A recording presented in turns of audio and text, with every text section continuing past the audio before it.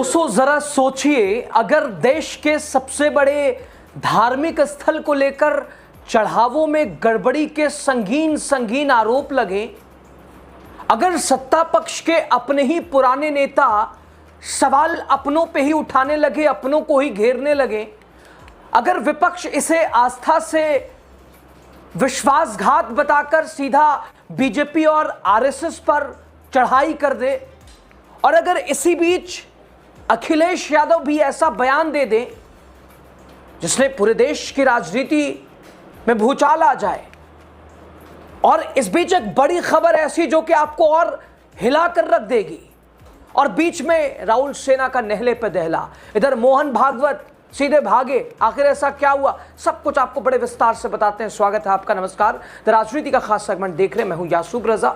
तो दोस्तों, राम मंदिर के कथित चढ़ावा विवाद को लेकर सियासत अब अपने सबसे विस्फोटक मोड़ पर पहुंच चुकी है। लगातार बीजेपी आरएसएस चौतरफा चढ़ाई हो रही है चारों तरफ से। हाल यह है कि बीजेपी के राष्ट्रीय अध्यक्ष लखनऊ आते हैं और रोड शो करते हैं, गिने चुने लोग दिखाई देते हैं। बीजेपी से लोगों का कटना शुरू हो गया है। उधर दोस्तों, अयोध्या वाले बता रहे हैं कि श्री राम मंदिर में संघियों ने ऐसी लूट खसूट मचाई है कि अब अयोध्या धाम पहुंचने वाले श्रद्धालुओं की संख्या भी दिन पर दिन कम होती जा रही है, घटती जा रही है। जिम्मेदार ये बीजेपी और संघ वाले लोग हैं। श्रद्धालुओं का अपने आस्था के केंद्र से भरोसा उठ जाना ये चिंता की बात है। जिम्मेदार यही लोग हैं। इसे कहते हैं धर्मद्रोह, जो आरएसएस बीजेपी ने किया है। असली भेड़िए आरएसएस और बीजेपी वाले। लोग कह रहे हैं असली हिंदू विरोधी कोई और नहीं, ये आरएसएस भाजपा, जिन्होंने आस्था को भी नहीं बख्शा है। दोस्तों, पहले तो आप ये वीडियो देखिए। राम के नाम पर चंदा बटोरने वाले, राम के नाम पर सरकार बनाने वालों के मुंह से ढंग से राम राम भी नहीं निकल रहा है। 1925 से धर्म के नाम पर राजनीति करने वाले, प्रभु श्री राम के नाम को हिंसा का उद्घोष बनाने वाले, राम मंदिर के नाम पर दशकों से वोट मांगने वाले, आज राम मंदिर में चंदा और चढ़ावा चोरी पर पूछे जाने वाले सवालों से भी मुंह छिपाकर भागने के लिए मजबूर हैं, विवश हैं। अब देखिए ना, संघ के chief, RSS chief Mohan Bhagwat साहब सवाल हुआ, अब कैसे भाग रहे हैं खुद देखिए आप। क्योंकि आस्था को कुछ लोग धक्का पहुंचा रहे हैं।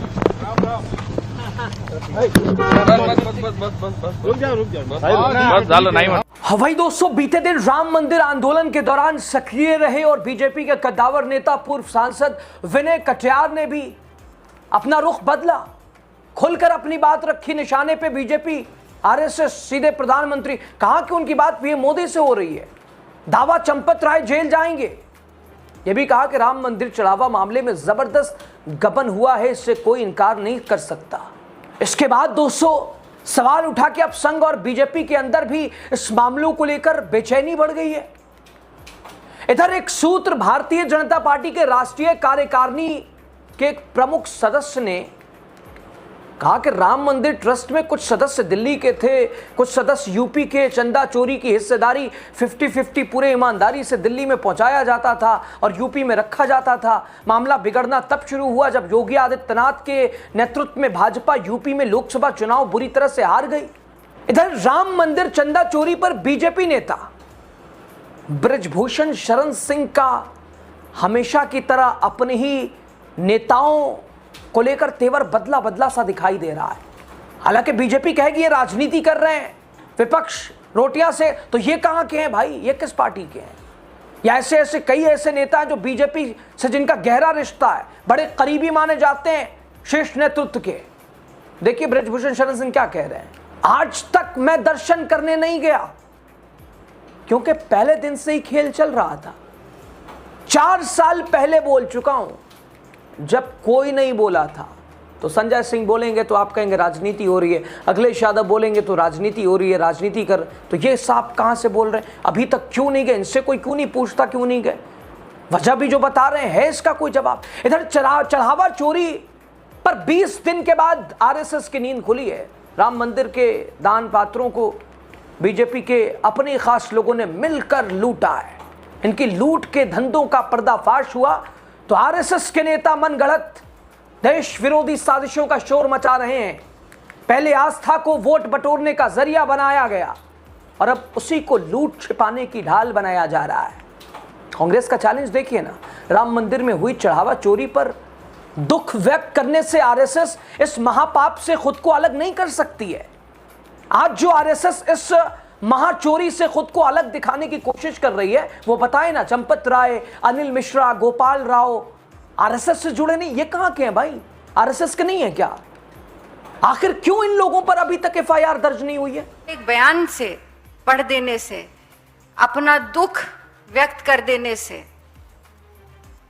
अपने आप को इस घटना से अलग करने का प्रयास करने से क्या आरएसएस इस पाप और मैं कहूंगी महापाप से अपने आप को अलग कर पाएगी? कौन है चंपत राय बंसल? कौन है अनिल मिश्रा? कौन है गोपाल राव? ये वो लोग हैं जो आरएसएस से जुड़े हुए लोग और जिन्होंने लगातार इस ट्रस्ट का संचालन किया। क्या आरएसएस में इतना दम है? मैं चुनौती देती हूं कि अगर आज ये दुख व्यक्त कर रहे हैं, अपने आप को इस घटना से अलग कर रहे हैं, इस पर कार्यवाही की मांग कर रहे हैं, तो क्या वो स्पष्ट करेंगे कि ये तीनों प्रमुख चेहरे हैं, क्या ये आरएसएस के नहीं हैं? और अगर हैं तो आरएसएस ने अभी तक क्या कार्रवाई करी इन पर? आज तक जो एसआईटी भी बनी उत्तर प्रदेश की सरकार ने, उस एसआईटी में जो एफआईआर भी हुई वो भी किन पर हुई? एक ड्राइवर पे हुई, किसी रसोइये पे हुई, छोटे छोटे कर्मचारियों पे हुई।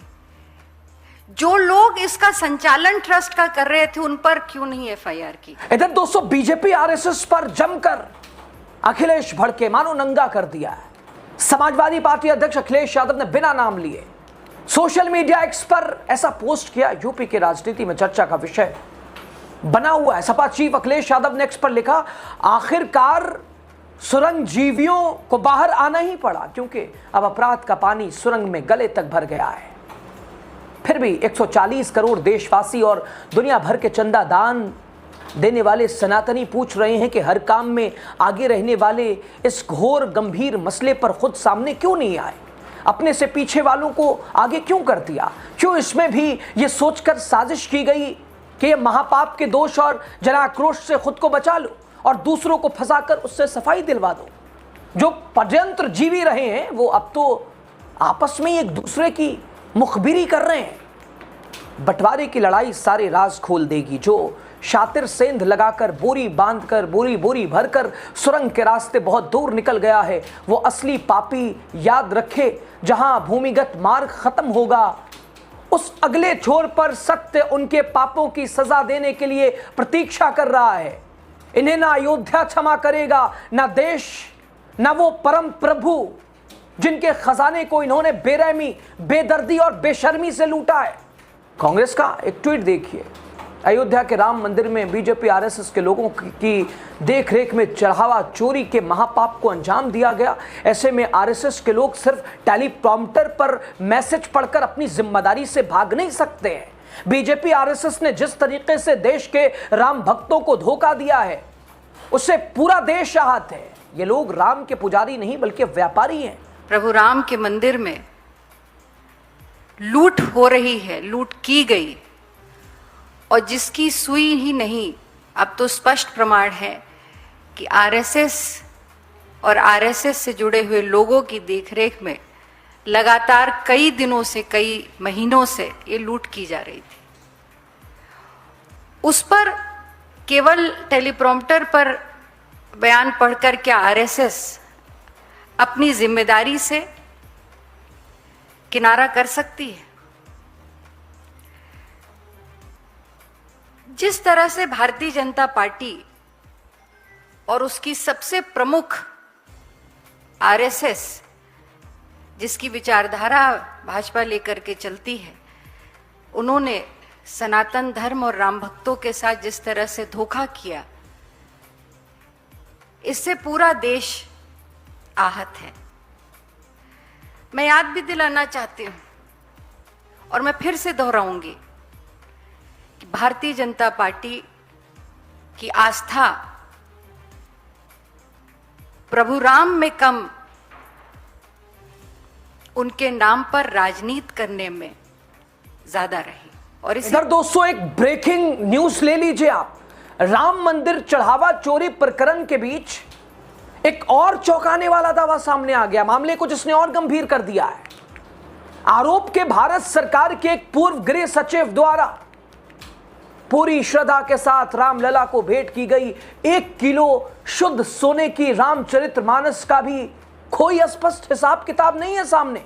दावा के पूर्व गृह सचिव ने यह कीमती और ऐतिहासिक धार्मिक भेंट ट्रस्ट को सौंपी थी। खबर देखिए ना, लेकिन उन्हें ना तो इसके बदले कोई रसीद दी गई, ना ही बाद में इस बात की कोई जानकारी उपलब्ध कराई गई कि ये बहुमूल्य भेंट आखिर कहां रखी गई है, किसके पास है, इसका कोई हिसाब किताब है, रिसीविंग कुछ दी गई है, कुछ ब्यौरा है, कुछ अता पता नहीं है दोस्तों।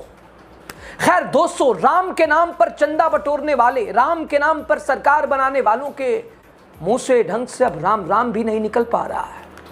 उनके समर्थक जो मस्जिदों के आगे जाकर माइक लगाकर जय श्री राम का नारा लगाते हैं, वो मंदबुद्धि अंधभक्त लोग भी मंदिर के चंदे चढ़ावे की चोरी पर अब भारतीय जनता पार्टी और आरएसएस के दोहरे चाल चरित पर चेहरे पर सवाल पूछ रहे हैं कि हमें अभी तक गुमराह किया गया, अंदर ही अंदर हमारी भावनाओं को ठेस पहुंचाई गई।